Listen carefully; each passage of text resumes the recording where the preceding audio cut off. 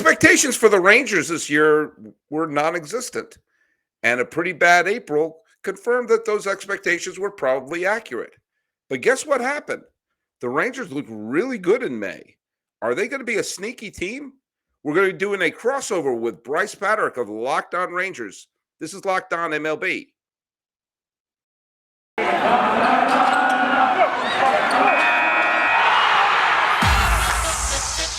You are Locked On MLB. Your daily MLB podcast. Part of the Locked On Podcast Network. Your team every day. Hello, baseball fans. Welcome to Locked On MLB, part of the Locked On Podcast Network, where it's your team every day. This is the daily podcast. We talk about all of Major League Baseball. I'm your host, Paul Francis Sullivan. If you're watching on the YouTubes, you can tell that you can please call me Sully. This show is available wherever you get your podcasts for free. And thanks so much for making us your first listen. We're available on all your free podcasts and catchers. Follow us on Twitter at Locked On MLB Pods. Same handle for Instagram. I'm your pal Sully. I'm at Sully Baseball on Twitter, Sully Baseball Podcast on Instagram. Well, this is the last podcast of the week, and I am very happy to bring back friend of the podcast, Brice Paterik, as we're going to talk a little bit about the Texas Rangers, who caught a lot of teams by surprise, not by their mediocre, well, let's be kind and call it mediocre April, but by a very competitive May. And they showed they were not necessarily a team you could circle and say, there's an easy win. But it's always an easy win when Brice Paterik's involved with the show. How you doing, buddy? Oh, I'm doing much better watching baseball every day after a very rough month of April. Like, this has been such a weird, well, I would say 3 years covering this team. Got it at the weirdest time. 2019 was when I started the show. Still had Morgan Price as a part of the show. We're a semi-competitive team for the first half of that year, and then fell off a cliff, and then stayed falling off of that cliff for the next 2 years, basically. And then finally some optimism by spending $500 million in a 3-day span. And then the month of April came, and it was like, no optimism for you. Everything sucks. One of your two big free agents sucks, and you're not even going to get to enjoy that. But, okay, no, let's just go through this. Let's pick this apart. This is going to be a little bit of a therapy session here. That's good. The Rangers stunned me and a lot of other people by signing both Marcus Semien and Corey Seager. I could picture them getting one or the other. And I don't blame either Semien or Seager for signing because they all made so much money. Their great-grandchildren could go to law school without taking out a loan. And, you know, and for a player like Corey Seager, I say good for him, you know, because he's going to be always remembered as a beloved Dodger.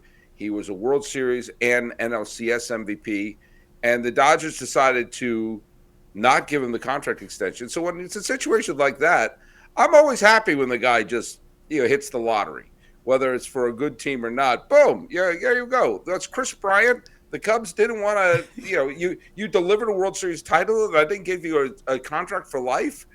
Yeah, heck with it. Go to Colorado. Enjoy their good schools and everything else there. And, get a Scrooge McDuck pile of money. So good for Corey Seager. And for Semien, and for John Gray. They kept signing players. I kept thinking, hey, Rangers, you weren't good last year, right? You weren't 3 players away from contending. But on the same token, we've all criticized teams for sitting out the offseason and not signing players and not trying to make themselves better.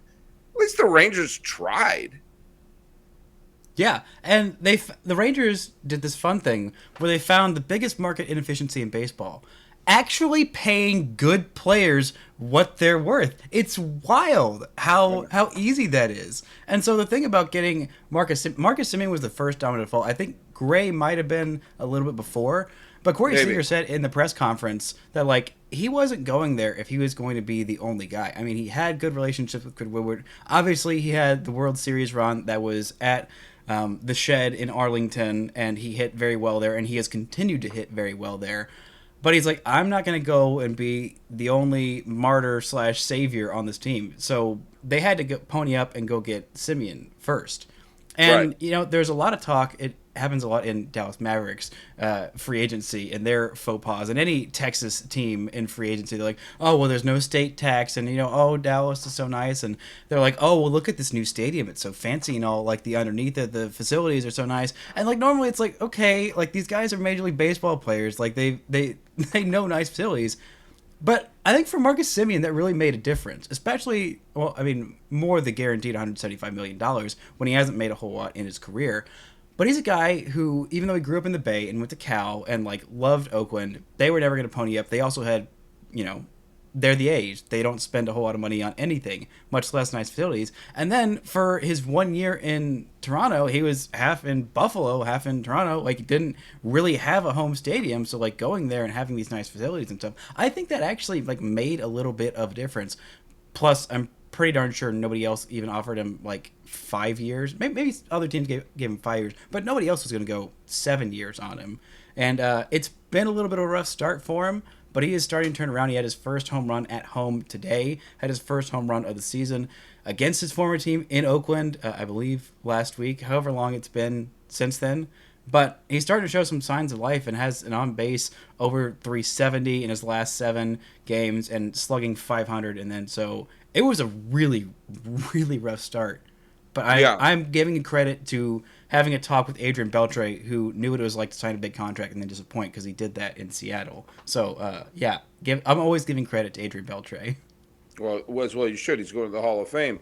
Mm-hmm. In a Rangers hat. Yeah, in a Rangers hat. Boy, this is totally apropos of nothing, but I can imagine Dodger fans going to the Hall of Fame and seeing Adrian Beltre and Mike Piazza and Pedro Martinez in the Hall of Fame and wondering, we developed all 3 of them. Maybe they'll do it with Corey Seager too. Yeah, who knows what Seager is going to win. But, like, at least they got the great moment of glory with Corey Seager. But it's like you could have had Pedro pitching to Piazza and Beltre in the infield in all of their primes. God, can you imagine how amazing that would have been? Gosh. The Dodgers have never had that all-time great offensive player play their entire, play the bulk of their career there. I'm not going to put Duke Snyder in that category. But anyway, the Rangers have had a ton of them. And I was stunned that Corey Seager signed because I thought he was going to the Yankees. I did too. I still can't believe that the Yankees saw all these free agents and were like, no. I know who we want. We want Isaiah Kiner-Falefa. And like I love IKF. And like I kind of get the mindset behind it, but also like you're the Yankees. Like the Rangers made them look poor, and that was my favorite thing. Is like they made all these other teams look poor. Like, oh, look at you poor teams. I can't relate. That was my favorite part of the offseason, is lording that over everybody else except for the Mets. Yeah, but the I hate giving the Yankees credit where credit's due, but so far it's worked out for them. They have the best record in the American League, and Kiner-Falefa, while not a superstar, is playing a very good shortstop defensively.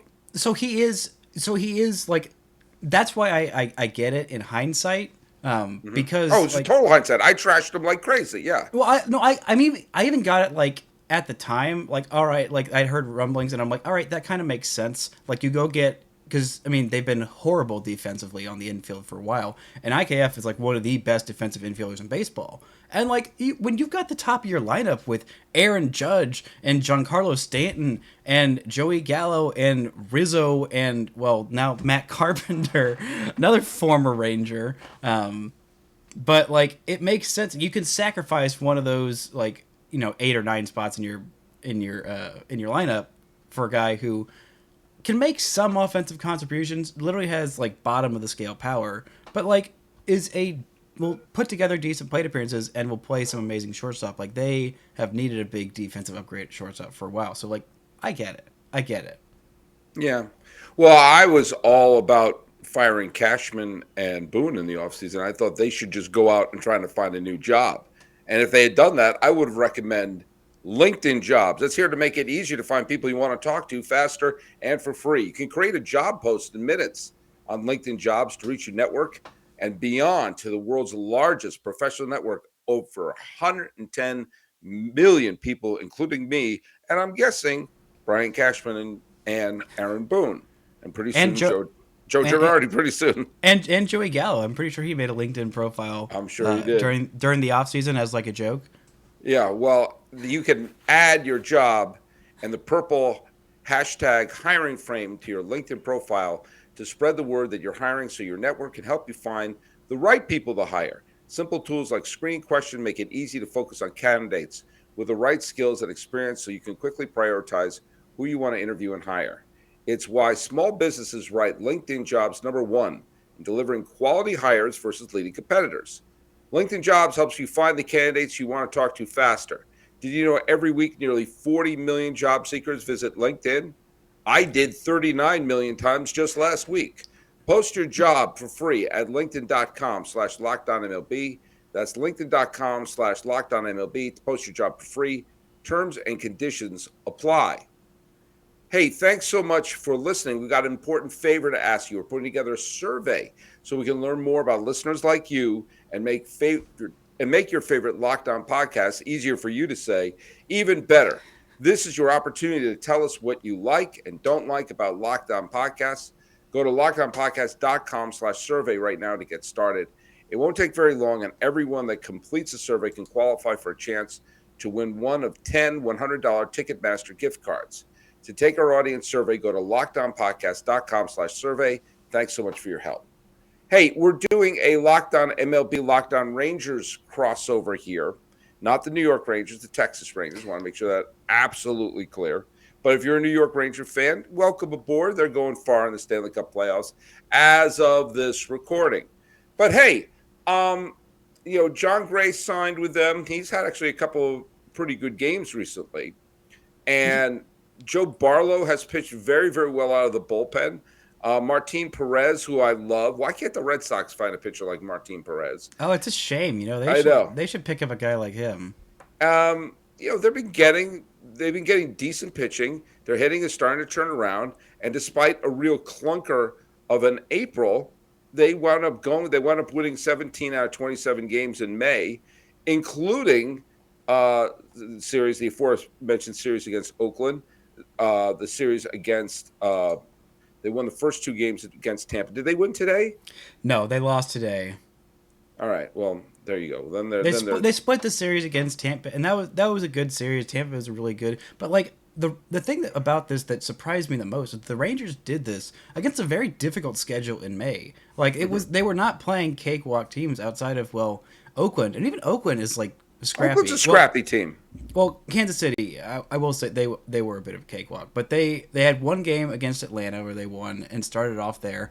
They went to Philly and they swept the 2-game series there. They came out tied on run differential against the Yankees, went 1-2 in the series there. It was a really close series. Got kind of kicked pretty hard by Boston, but other than that, they swept the Angels. They went into Houston, and a lot of close losses there. Unfortunately, split in LA, nearly swept Oakland. Should have swept Oakland, and then win the final 2 games of the month of May against Tampa Bay. Like this was a hard month, and the Rangers did really, really well. And a lot of it is because of Martin Perez, who, if he doesn't win the AL Pitcher of the Month, I'm gonna go to the house. I'm gonna find out who did that. Find out who made him not the pitcher of the month and go fight them. And I don't even fight people. But for Martin Perez, who has been absolutely astounding this year, he's doing things which I don't know how much you remember Martin Perez coming up as a prospect, but he was getting a lot of comparisons to Johan Santana, which is a big thing to put on a guy. And you know what? He was just kind of fine for the Rangers. He was fine. Serviceable big league pitcher for several years. He's been in the big leagues for 10 seasons now. But he had the lowest ERA for a month of any AL pitcher since Johan Santana when he was on the Twins in 2004. Which I thought was just kind of... He won the Cy Young Award that year. Which is just kind of perfect. Like, oh yeah, now he's doing some things. His repertoire isn't any different. He's not throwing harder. He's just throwing his 4-seamer less. He's got a cutter that he added when he went to Minnesota in 2019. He's been away from Texas for 3 years. And he's no longer the prospect who had a lot of promise and would let one bad inning ruin his entire start. Now he's grown man, 31 years old, knows who he is, and is just straight up dominating. Like, it's a very simple game plan. It's just like, go attack hitters, which is like, okay, everyone says that, but like, no, he's just doing it, and he's hitting a spot every single time, pretty much. He has not allowed a home run in 63 and a third innings so far this year. He has been outstanding. Well, and as I mentioned before, Barlow's been very good. Brock Burke has been very good. Dennis Brock Santana's Burke has been a revelation. Like, yeah. he was a guy who I thought was done. I thought he was done. He had a shoulder injury in 2019 that took him out for the entirety of the 2020 season. Came back in 2021, looked awful, just straight up awful. And then he comes into spring training this year, and he starts hitting 97, which he never did before. He's coming out of the pen. He's hitting his spots. Everything looks as good or better than before the injury. And you're like, well, okay. Mm-hmm. I think this will play. He makes the major league roster. He's been an incredibly devastating multi-inning reliever. I think there might be some thought next year, some temptation to put him into the starting rotation. But you keep him where he is right now. He's 25 years old. He's been very, very effective. And Matt Moore, who until a couple of recent not-so-great outings, has been the person that I was the most wrong about. He's still walking like almost a batter an inning, but he's got this new curveball, and he has been so bad recently. And he had a bad stint with the Rangers where he just got lit up time and time again. He had his ERA over 6 with the Phillies last year, and he was still starting games. And I was like, why is this guy still getting chances? And the Rangers side, I'm like, okay, of course. And he's going to make it to the big leagues, isn't he? He had like 4 games in AAA where he didn't allow a run, and I was like, okay, cool. Congratulations. That's great. You're still going to get lit up in the big leagues. And he has been really darn good in a multi-inning role as well. So this pitching staff has been much better than expected. Gray had some injuries to start, but his last start was fantastic against the Rays. 7 innings, 1-run ball, 12 strikeouts. Looked like the guy that they thought they were getting. You know, I can't help but wonder. I look at somebody like Matt Moore, who I kind of did a double take when I saw him in a couple of the box scores. Is that the same dude? That's the same dude. Exactly. I thought the same thing. I was like, that guy's still cashing a check, really. He's cashing a check. He is earning it, too. But I'm going to bring up a couple of, there have been instances where you have, at one point, for those who don't remember, in the early 2010s, Matt Moore, one of the top pitching prospects in baseball, and was a fringe Cy Young contender for a couple of years with Tampa. He was traded to San Francisco. Made some playoff starts, I believe, against the Rangers. Well, he made his. 2010, he was in 2011 when the Rays won on the final day of the season when the Red Sox collapsed and then they Evan Longoria homer. The Rays used all their pitchers in that series against New York, and this was before there was a wild card game, and they needed just a pitcher to reset their rotation. So they handed the ball to Matt Moore. It was his second big league start, was game 1 of the division series against a very good Ranger team. And that came to within 1 leap of Nelson Cruz to winning the World Series that year. And Moore won his start. But then the Rays came back to the Rangers came back to beat the Rays in 4 in the series. So, but Moore looked like he was going to be an elite pitcher, and injuries and ineffectiveness derailed him. But, it's as if, it's almost like a good film when they're saying, we knew you were really good. You could be really good again. That, yeah, he's a talented pitcher who maybe if you give him a different role, is he going to be the ace pitcher? Is he going to be, they thought they had Tom Glavine in their rotation. Okay, so he's not going to be Tom Glavine, but he can be valuable. Mm-hmm. And if you're saying, hey, this is your now. There was a pitcher when I was growing up named Greg Swindell, who was a product of the University of Texas baseball program. And he was being touted as the left-handed Roger Clemens when he was drafted by Cleveland. That's rude to anybody to do. And to be fair, he had a couple of seasons where he made the All-Star team in Cleveland, 18-game winner, etc. But was never the Cy Young contender, and he wound up getting bounced around between the Reds and the Astros and a couple other teams. He had a cup of coffee with the Red Sox. But then the Twins and later Arizona said, "You're not the left-handed Roger Clemens, but you have talent in that left arm, so you're going to be a very good middle reliever." Which is exactly, he added probably a decade to his career and wound up getting a World Series ring. He made his debut in 1986, and he played all the way to the 2001 World Series. Wow. So he got to play in 3 different decades, and I believe his final game, I know he did pitch in the 2001 World Series for the for Arizona. And I think he now announces for University of Texas baseball. He's kind of big on the baseball program there.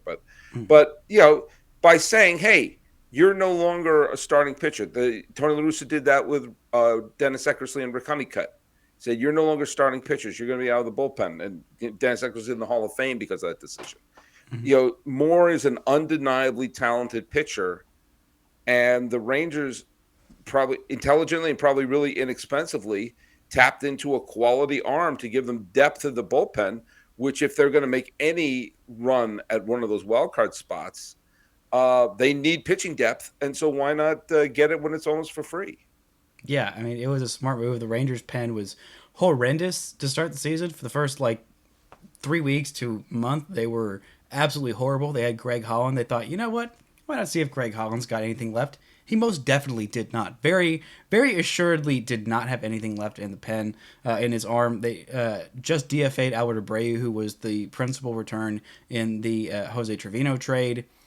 Just could not stay in the strike zone. Really great stuff, but could not stay in the strike zone. But the rest of their pen, I mean, Matt Bush is 36, but he doesn't pitch like it because, spent a few years out of baseball in prison, and also was not a pitcher coming up, so he doesn't have the those usually work against you.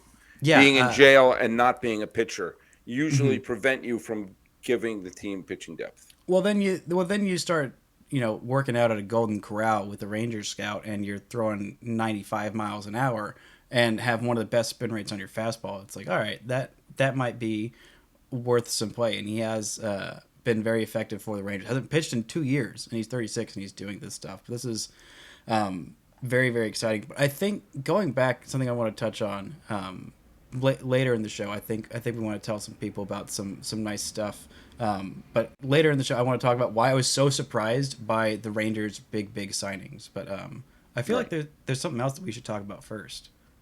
Well, are you talking about the deliciousness of a Built Bar? I am. Well, I'm always talking about how great they are. You know what? I'll tell you something, though. We've talked about Built Bar, what I call Built Bar Classics. Okay, that's like your raspberry. That's like your mint brownie. Those are great stuff. Then for a while, we couldn't shut up about the puffs, the Built Bar Puffs, which are the Built Puffs, I guess. And let me tell you something. The birthday cake one, I had one for my birthday, and now I feel like every day is my birthday. And that's how good they are.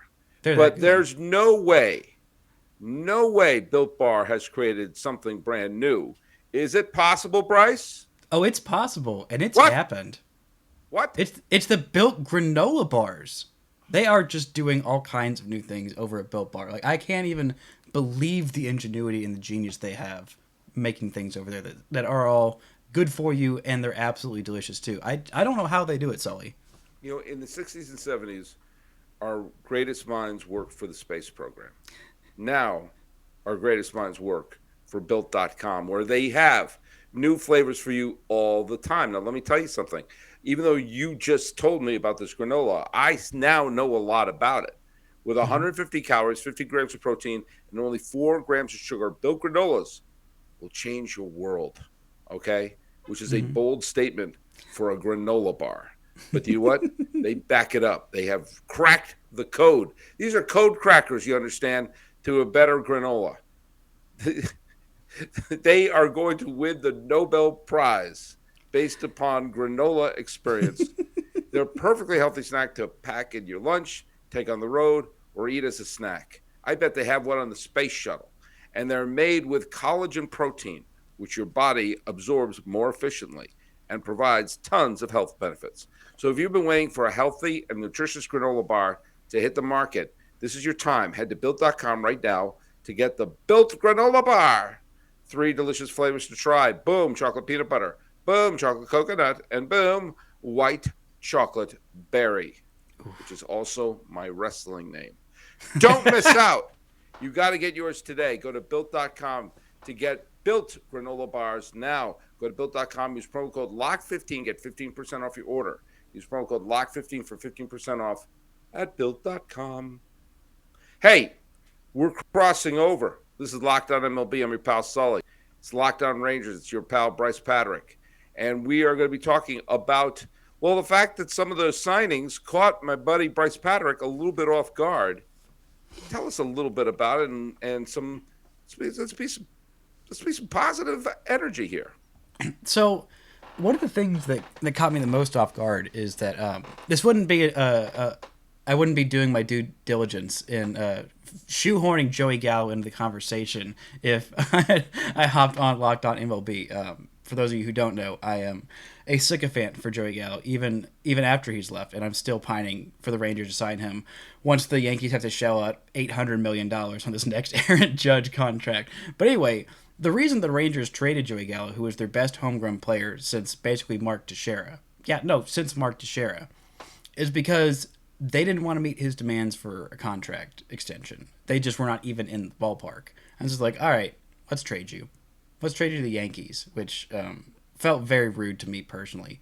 But it's turning out like that trade is looking better and better and better. Not because I don't think Joey Gallo is amazing. I still do. I'm still completely blind. But because the prospects that the Rangers got in that deal were so good. One of them has made his Major League debut. Actually, a couple of them have made their Major League debut.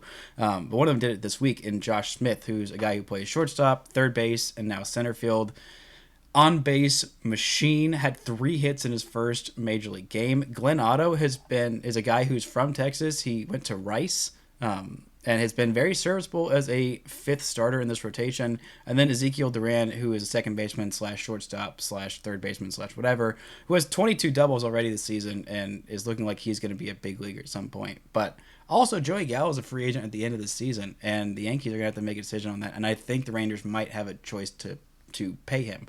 But all that to say, they literally just cheaped out on a contract extension in July. Like, nah, we don't think you're worth it, Joey.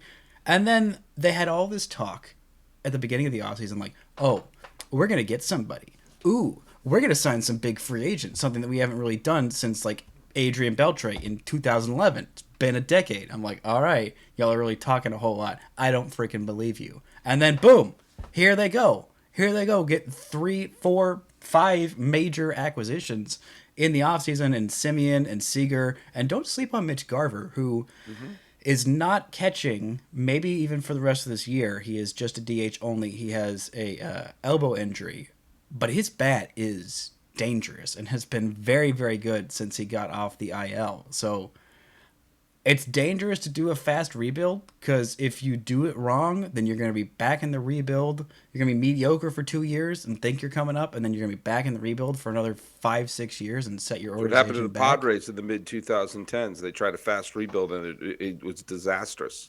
Yeah, it's tough. And I was like, and I trust John Janos. He's been a very good general manager. I mean, people forget you're bad for 1 year, and everyone forgets that your team ever did anything. But the Rangers were in contention. They made the playoffs pretty much, or at least past 162, I'll say, from 2010 to 2016, every year except for 2014, when like everybody's arms fell off and everybody just kind of fell off a cliff and died, and everything went to poo-poo. But outside of that year, the Rangers were one of the most consistent and best teams in baseball. But they were too quick. They weren't quick enough to rebuild, and then I was worried they were too quick to rebuild. And maybe they are, but they're in a good place right now. Well, first of all, by saying poo-poo, I think that we have found ourselves in a situation we now need an explicit rating. Sorry, Mom. Here's 2 other factors to keep in mind that could help the Rangers this year. The Red Sox can't seem to get out of their way. They went on a decent run recently, then they lost a series to Baltimore and split a series with Cincinnati, which is inexcusable. The Angels got off to a fantastic start, and now they're in an absolute tailspin. The Mariners, who I thought were going to win the division, stink. I did too. I thought they were going to win the division. Now, as I pointed out in yesterday's show with H-Town Wheelhouse, the last 2 teams to win the World Series in a 162-game schedule, both had losing records at this point. The 2019 Washington Nationals and last year's Atlanta Braves. So there's plenty of time to turn things around, but Seattle, you got to get going on that. Time to get going. They come to town this weekend. But I think there's so much parity in the American League, and some of the teams that people were predicting to be very good are not very good. Look do I think the Rangers are going to win 100 games? Do I think the Rangers are going to win the World Series? Do I think this is the beginning of a Rangers dynasty? Do I think this is the time that – yes, all the above. So the only question is, will they repeat next year? And no, but I mean, the Rangers are the exact kind of team that could take advantage of a team's underachieving. Mm-hmm. Whenever you see a team come out of nowhere to win a division, it's usually two things have happened. They played above their head, and a bunch of teams everyone thought played way below their head. And despite the crummy start, they had a dynamic month of May. We're really going to see what this team is by the end of June. Mm-hmm. We get to the end of June near the halfway mark, and they're hovering around 500, and you know that 88, 89 wins will probably punch you a playoff ticket in the American League. And so you're saying if you're hovering around 500, that means if you put the aft thrusters on, have a really good second half, you may be able to talk it. I don't know. I think this is probably a transition year for the Rangers, but I think it would mean a lot for this team if they finish close to 500 and say, okay, we're going to have a really good building block for 2023 and beyond.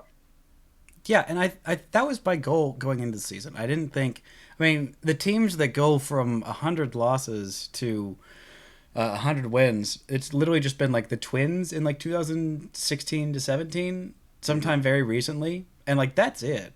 You got to take 1 year to like, all right, kind of gel, get around 500. And the Rangers really banked because they don't want to waste any of the years of this. This should be one of the better years of Semien and Seager's contracts. Seager's been doing pretty well. He leads all shortstops with 11 home runs in all of baseball. And he really, really loves hitting at Globe Life Field. Semien's starting to figure it out. But like you can't waste too many of the years of these guys' primes because the back end of that contract is going to look bad, and that's fine, and you bank on that. But you got to get good kind of quick. You kind of corner yourself into that. And with Martin Perez being great, and Jonah Heim. Mitch Garver's been pretty great too, but Jonah Heim has been the surprise of the season outside of Martin Perez. His OPS just dipped below 800, but he had a fantastic start. When Garver went down, I thought, okay. It was a question at some point between Jonah Heim and Jose Trevino as to who is going to be the backup catcher to Mitch Garver, and I thought it's going to be Jose. I mean, Heim put up some okay power numbers last year, but you look at his offensive line, and like the numbers were just straight up horrible. I think he hit like 160 or something. But like his at-bats never looked like he was just completely out of it, like he didn't know what he was doing up there. It was just like, these numbers don't quite match up. And the Rangers got some new hitting coaches that are installing some new hitting ideologies. It took a while to work on Cole Calhoun, but once it worked, it really worked in the month of May, and he has been, pardon the ginger pun, but red hot in the month of May. Now, speaking of Coles and winning, one of the best prospects they have is Cole Winn right down there in AAA. I don't know enough about him. I know that he's off to kind of a rough start in Round Rock in his first 9 starts there. But, sometimes that can be deceiving, and sometimes you don't necessarily, So it is deceiving, and I'll tell you why. He's working on a lot of his starts, and he got dropped out of the top 100 Baseball America's top 100 prospects. He was somewhere in the mid-60s in the beginning of the season, and I think this is their mid-season, which is in June, which I think they should have waited about a month more. But anyway, he has some starts. He's really just working on stuff there. He's not actually using it as like competitive starts. Like there's some starts where he's literally just throwing off-speed stuff or just throwing like breaking balls. And so, yeah, he's walking a few guys, and yeah, he's getting lit up occasionally. But, like, the stuff's still there. He's still, I think 21 years old and in AAA. Like, he's a super advanced kid. He was super advanced at the time. And he was a victim of this deload program the Rangers tried because they had so many Tommy Johns in their pitching prospects. They thought, okay, let's try this thing where these high school kids, they're not going to pitch for a whole year after we draft them. We're just going to get them to lift and work on their bodies and like learn like, I don't know, pitching theory or whatever.